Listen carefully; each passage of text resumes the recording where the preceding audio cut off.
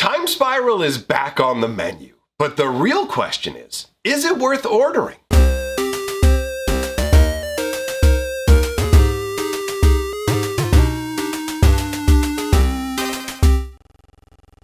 Greetings, owners of fine luxury cardboard rectangles. We are here today to talk about Timespiral Remastered, specifically through the lens of whether this is a product that you want to pick up or not. Now, this is a very subjective sort of question, right? Because everybody is in different scenarios. So what I want to do is go over all the information, talk about the scenarios where it's totally great to get this, and also talk about the one really big issue I have with this product. And hopefully the information in this video will help you to decide whether this is something you want to be picking up for yourself. Okay, so if you are not familiar with old school Magic and you're newer to the game, you're going to need some background information to understand what we're dealing with. Because Timespiral Remastered is a brand new concept in terms of paper Magic sets. Now, yes, Arena has had a couple of remaster sets. Those actually were inspired by this paper remaster set, which has taken them a considerable amount of time to put together. And I'll be real, I don't actually understand why it took so long to make Timespiral Remastered. It's already pretty much everything, well, not pretty much, everything that exists in it already exists. You don't have to design any new cards. I suppose perhaps commissioning some new artwork. But anyways, don't let me get ahead of myself. To understand how this works, you need to know that for a large portion of Magic's history, they used a block system. And if you're newer, you're really not going to be familiar with what the block system is. But the way it used to work was Wizards of the Coast would release one big set and then two smaller sets each year, and they were all connected. They were all on the same world. They all had the same theme, but extended and played out. You know, you have the beginning of the storyline and the end of the storyline. It's how you go from having a world like Mirrodin to a world like New Phyrexia. It's told in 3 steps. Now, that is something they no longer do, but Timespiral specifically was created during that time frame. So you had Timespiral as well as Planar Chaos and Future Sight being the 2 smaller add-on sets that actually really did bring a lot of interest. Like, a lot of the times when you had blocks with multiple sets in them, the additional sets really didn't feel that distinct in terms of making an impact, but Planar Chaos and Future Sight made big impacts because they did big, impressive things. So, the Timespiral block was 3 sets, but Timespiral Remastered is going to be a combination of these 3 sets. And I don't mean that they're taking all of the cards and combining them together. They've gone through these 3 different Magic sets and selected all of the rares. They've taken certain cards and upgraded them to mythic rares because Timespiral actually didn't have, mythic wasn't a thing back then. So there were literally no way for there to be mythic cards. As well, there were no token card inserts back when Timespiral was originally printed. So there will be some differences from the first Timespiral block in terms of you're not going to have access to all of the cards, but let's be real, that's okay. When it comes to a lot of like low-level commons and uncommons, they're mainly there for draft, and there's enough variety that you're going to be able to get an interesting meshed together Timespiral experience that won't exactly parallel drafting the original Timespiral block,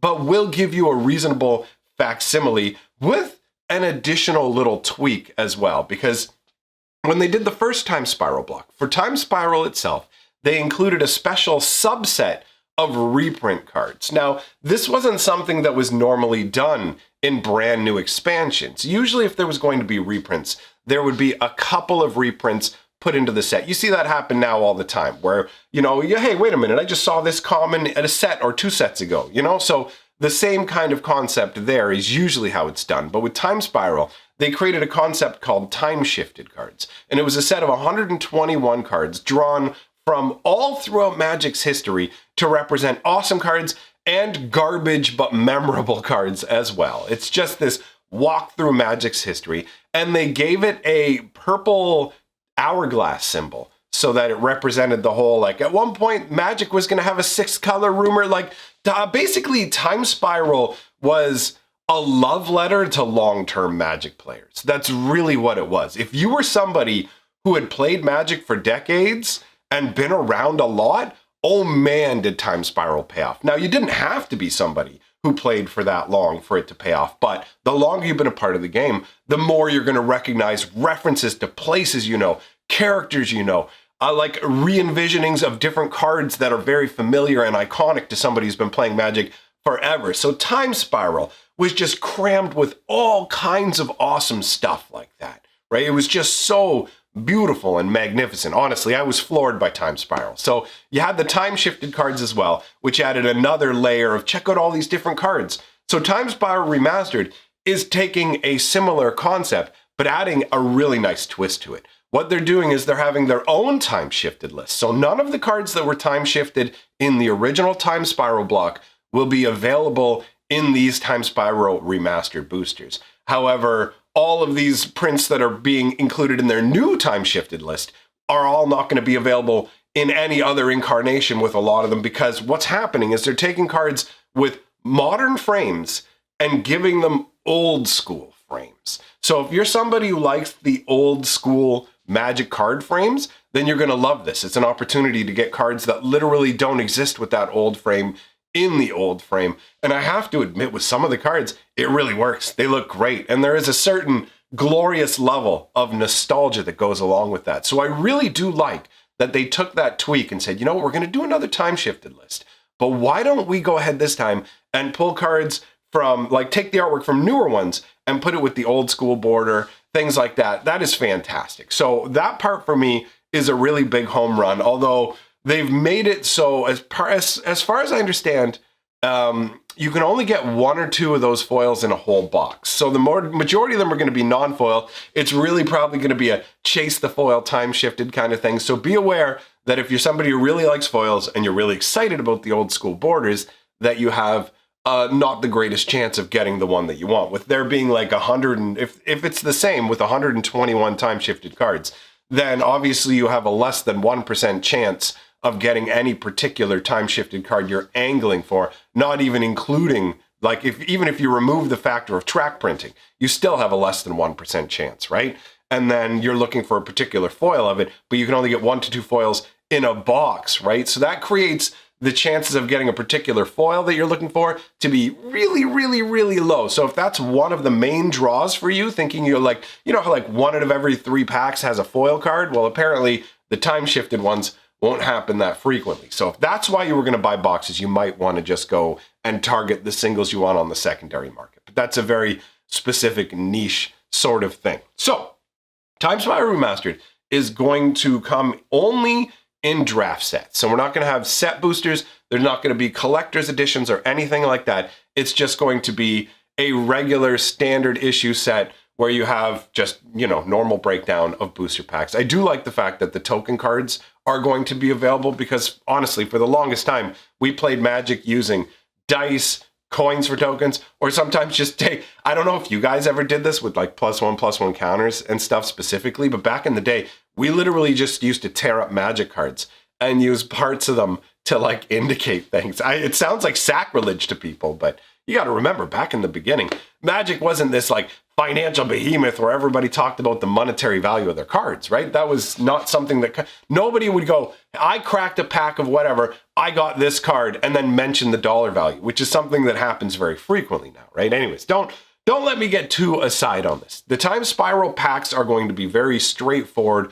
Overall, you're going to get a condensed version of the Timespiral, Planar Chaos, and Future Sight experience. However, the Planar Chaos and Future Sight experience will not be the same as it was when the Timespiral block came out, because basically what happened with Planar Chaos was they did a whole bunch of color shifts of cards, and they gave abilities to colors that those colors wouldn't normally have, but a lot of that kind of stuff, the color pie has shifted over the years, and so cards like they had a boost spell that would have been decidedly green when Timespiral came out. So in Planar Chaos, they did a red version of it, right? And it's like, oh, that's interesting, that's different. But nowadays, red literally has those kind of pump spells, just not quite as good as green. So it doesn't stand out as something that falls outside of the color. It just stands out as a better, we're like, whoa, that's a pretty good deal for the cost.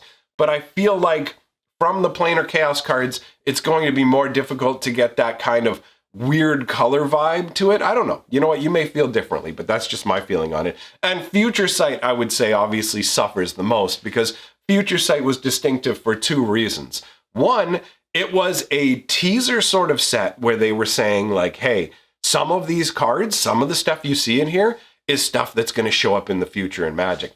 And it totally has, right? And the other thing about Future Sight was that it had the craziest card borders imaginable where the mana cost was along the side of the artwork. Like it was really, really different. And I have to admit, I'm not a big fan of the Future Sight frames. So, I mean, they definitely stand out, but they're nothing special. So Future Sight and Planar Chaos actually feel like they meld more in with the Time Spiral cards, but at the same time, that does help to create, I guess, a sense of cohesion for draft. So for me, when it comes down to the negative side of it, because I did say I have one big problem with this, and it literally is the only problem I have with this product, and that's the price. The price is where I can't get behind it anymore. Because the price, and obviously, you know, Wizards of the Coast doesn't give out MSRPs or whatever, but if you go and look at pre-orders, you go to places you normally order from, you can get a rough gauge on the price differential, right? So a regular booster box, regular draft booster box, I gotta clarify because we got so many different kinds of boxes now. A regular draft booster box of a standard set, let's say your Kaldheim or your Strixhaven, that basically we're gonna compare that to a box of Timespiral Remastered. And when you compare those two prices, you will see that Timespiral Remastered costs at least 50% more.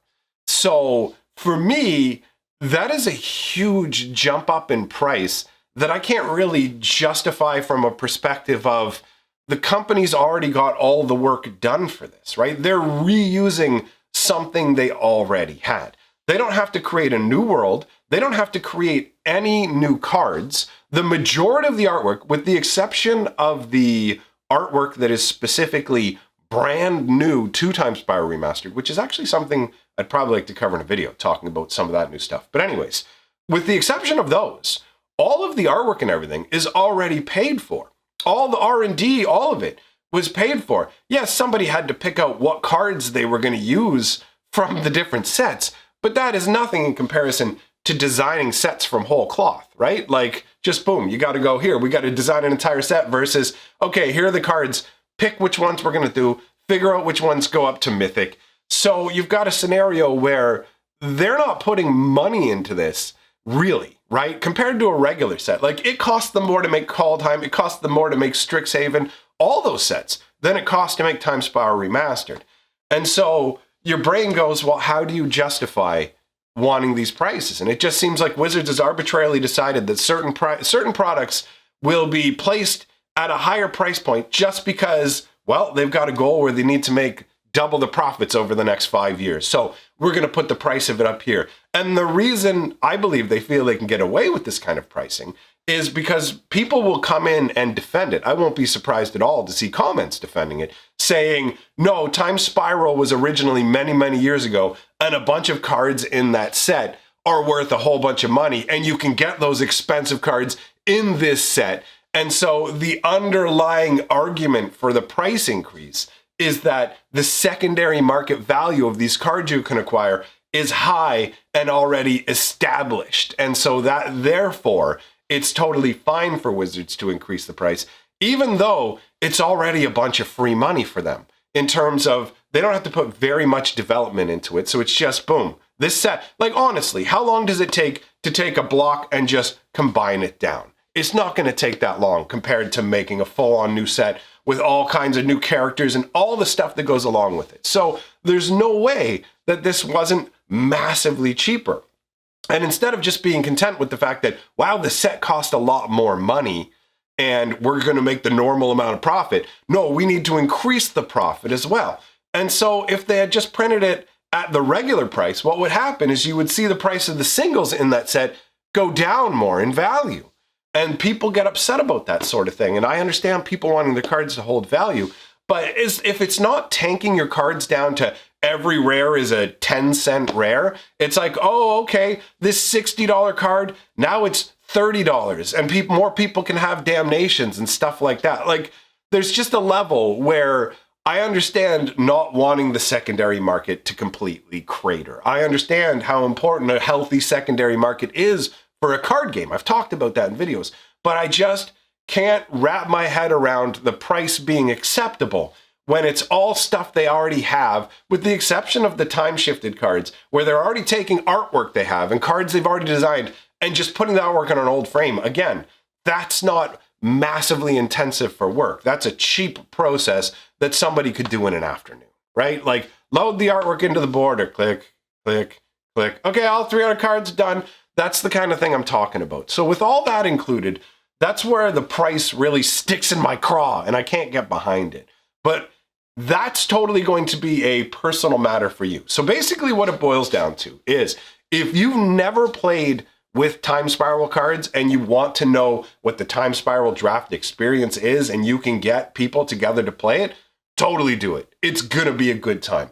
Totally worth it. If you want to experience the joy of kind of exploring Timespiral through box opening, you know, going through packs, do it. It's a great way to get a flavor of what's going on.